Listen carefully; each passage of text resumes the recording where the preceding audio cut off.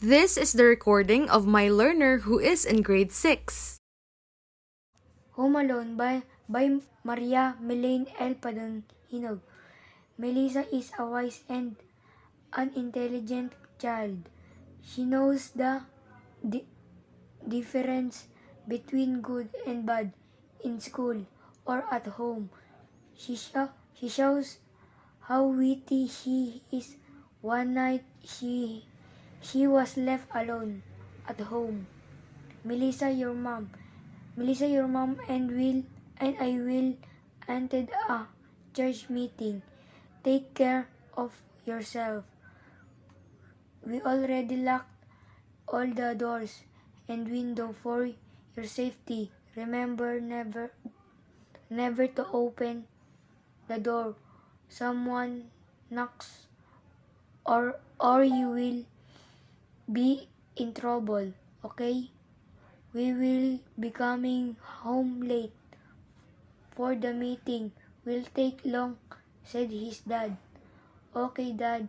Take care, Dad. Take care, Mom. I'll just wait for you to come home, answered Melissa. She was enjoying watching TV when she heard a knock at the door. She hurriedly went to open the door and see who was in there. When he remembered her parents' reminder, never open the door when someone knocks or you will be in trouble. She was feeling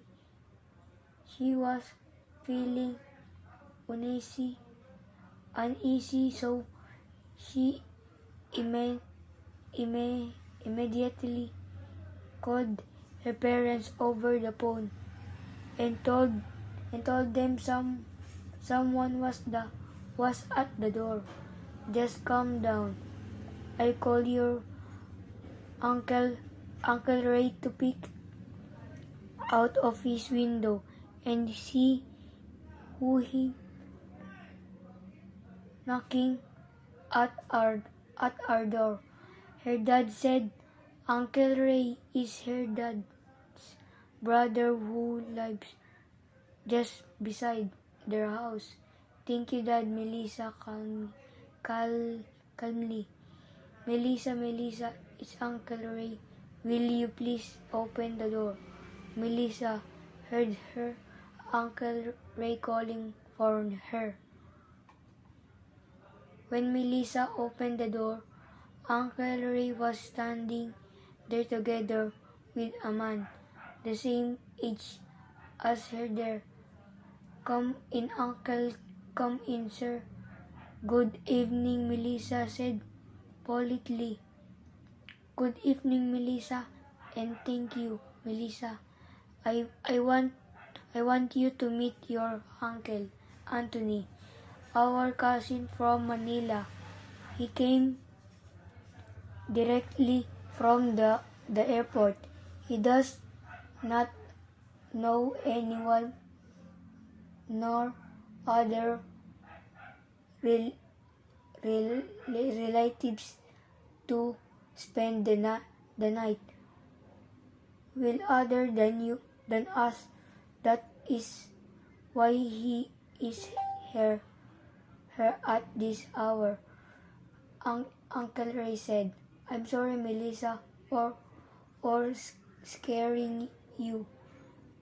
You are a smart child and I admire you for acting responsibly to situation like this.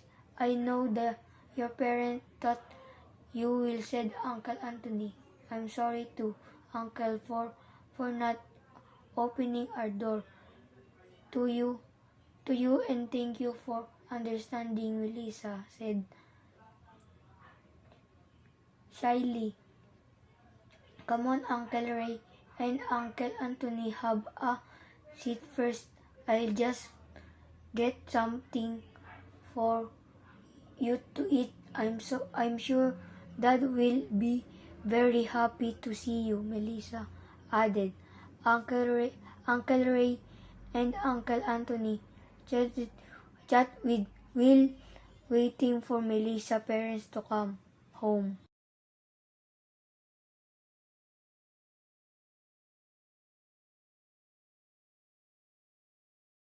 Home Alone by Maria Melaine L. Padonhinog. The word alone was pronounced as alon. A repetition error was also noted when the learner repeated the word by. The learner also mispronounced the name of the writer. Instead of saying Melanie, he said Melaine, and instead of saying Padonhinog, he said Padonhinog. Melissa is a wise and an intelligent child.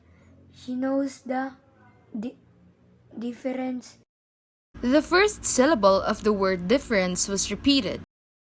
between good and bad in school or at home. She shows how witty she is.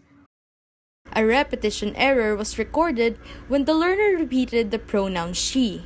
Successful correction was also noted when the learner read the word show as shall for the first time and got it correct the second time around. One night she was left alone at home. In reading the pronoun she, the learner first said he, but he was able to successfully correct himself in his second attempt. Melissa, your mom and I will attend a church meeting. The phrase Melissa your mom was repeated twice. The following phrase was also repeated. He omitted the pronoun I in his first try and went on pronouncing the phrase and I will once again. Meanwhile, the word attend was pronounced as ented. The learner committed another mispronunciation error when he read the word meeting as meeting. Take care of yourself. We already locked all the doors. This time, the learner committed an omission error by excluding the suffix ed from the word locked. And window for your safety. The learner removed the plural indicator s from the word windows. He pronounced it as window. Remember never to open the door. Someone knocks. The learner repeated the word never. The word when was not read by the learner. Or you will be in trouble, okay? A repetition error was committed in reading the word or, while the word trouble was mispronounced as trouble. We will be coming home late. Instead of saying home, the learner pronounced it as home. For the meeting will take long. The word meeting was once again pronounced as meeting. Said his dad. Okay, Dad. Take care, Dad. Take care, Mom. I'll just wait for you to come home. The learner repeated the contraction I'll. Answered Melissa. She was enjoying watching TV. A substitution error was made by the learner when he replaced the pronoun she with the pronoun he. When she heard a knock at the door. The learner repeated the word when. Meanwhile, a mispronunciation error was recorded when the learner said heard instead of heard. He hurriedly went to open the door. Once again, the learner read the word she as he. After that, an unsuccessful correction involving the word hurriedly was recorded. In his first attempt, the learner said who, and in his second attempt, he said hurriedly. The article the before the word door was omitted. And see who was in there when he remembered her parents' reminder. The word and was repeated.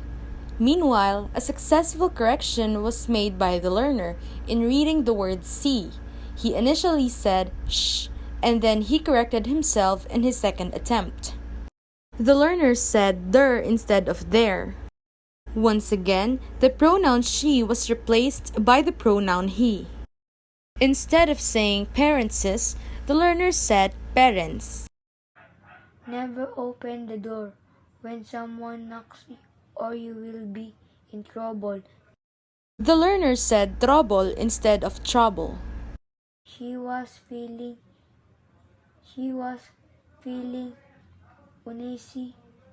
uneasy. The learner repeated the phrase she was feeling without the end sound of the word feeling. He pronounced it as feely. Meanwhile, another successful correction was recorded involving the word uneasy. He pronounced it as unisi in his first attempt and got it correct in the second. So she immediately called her parents. The learner made an unsuccessful correction of the word immediately. He said ime in his first try. In his second try, he said ime. And lastly, he said immediately. He also mispronounced the word called. He read it as called. And instead of saying parents, he pronounced it as parents. Over the phone and told them. The learner mispronounced the word told as told, and he repeated it together with the preceding word and. Someone was at the door. The first syllable in the word someone was repeated, as well as the following word was. In between the words was and at, the learner inserted da. Just calm down. I call your Uncle Ray to peek out of his window. Instead of saying I'll, the learner only said I. He also repeated the word uncle and mispronounced the word peek as pick. And see who he knocking at our door. Her dad said. A substitution error was noted when the learner replaced the linking verb is with the pronoun he. Meanwhile, the words at and our were read twice. Uncle Ray is her dad's brother who lives just beside their house. A mispronunciation error was made by the learner when he pronounced the word lives as lives. The learner also mispronounced the word there by reading it as der. Thank you, Dad. Melissa calmly. The learner skipped the word said and proceeded with successfully correcting himself in reading the word calmly. In his first attempt, he said calm. In the second, he said cal, and got it correct the third time.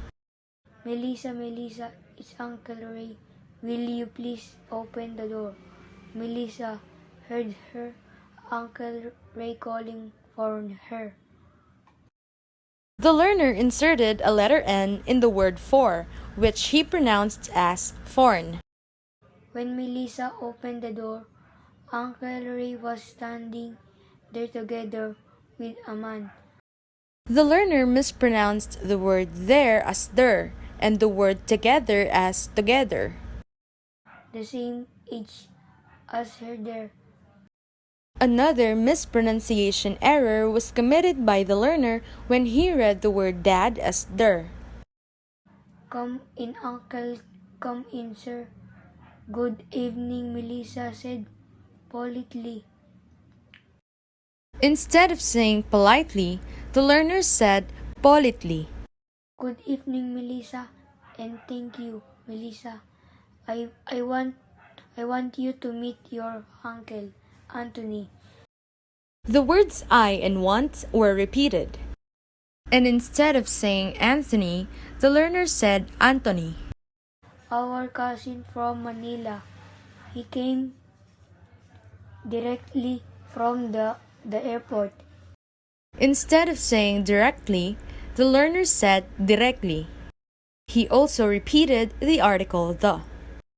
He does not know anyone nor other rel- relatives to spend the night. Will other than us. Another unsuccessful correction was recorded as the learner tried to read the word relatives. In his first attempt, he said ril. In his second attempt, he said really. And in his final attempt, he said relatives. The article the and the beginning sound na from the word night were also repeated. Meanwhile, a substitution error was made by the learner. He replaced the word with the word will. The word then was repeated, and a successful correction was made in reading the word us. The learner first said you, but he immediately corrected himself afterwards. That is why he is here at this hour, Uncle Ray said. The word here was pronounced as her. The first syllable in the word uncle was repeated. I'm sorry, Melissa, or scaring you. The learner committed a repetition error as he repeated the word for and the beginning sounds of the word scaring.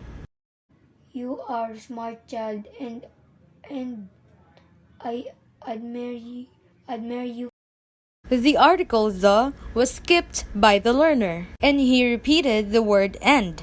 Meanwhile, a mispronunciation error was committed by the learner when he pronounced the word admire as admire. For acting responsibly to situation like this. The learner repeated the word for. Another mispronunciation error was made by the learner as he pronounced the word responsibly as responsably. He repeated the word to. He also committed an unsuccessful correction in reading the word situation. He said situ in his first try, and in his last attempt, he said situation. I know that your parent thought you will said Uncle Anthony. The word that was pronounced as the. The learner read the word parents as parent, omitting the plural indicator s. A mispronunciation error occurred in the pronunciation of the word well. The learner read it as will. And once again, instead of saying Anthony, the learner said Anthony. I'm sorry to Uncle for not opening our door to you. The word for was repeated, as well as the words to and you. And thank you for understanding, Melissa said shyly. Come on, Uncle Ray and Uncle Anthony, have a seat first. The learner committed an insertion error by putting the word on in between the words come and uncle. He said Anthony instead of Anthony. The word have was mispronounced as hab. The word seat was mispronounced as sit. I'll just get something for you to eat. Instead of saying something, the learner said something. I'm sure Dad will be very happy to see you, Melissa added. The learner committed a repetition error when he read the contraction I'm twice. Meanwhile, a successful correction was recorded in reading the word sure. The learner initially said so, and he was quick to correct himself after the first attempt. Uncle Ray and Uncle Anthony chat with Will, waiting for Melissa's parents to come home. The learner repeated the noun Uncle Ray twice. The learner made an unsuccessful attempt to correct himself in pronouncing the word chatted. In his first try, he said chatted, and in his last try, he said chat. The pronunciation of the word while was also unsuccessfully corrected. The learner said with in his first attempt, while in his last attempt, he tried again and said will. And lastly, the learner omitted the possessive indicator s from the word Melissa's.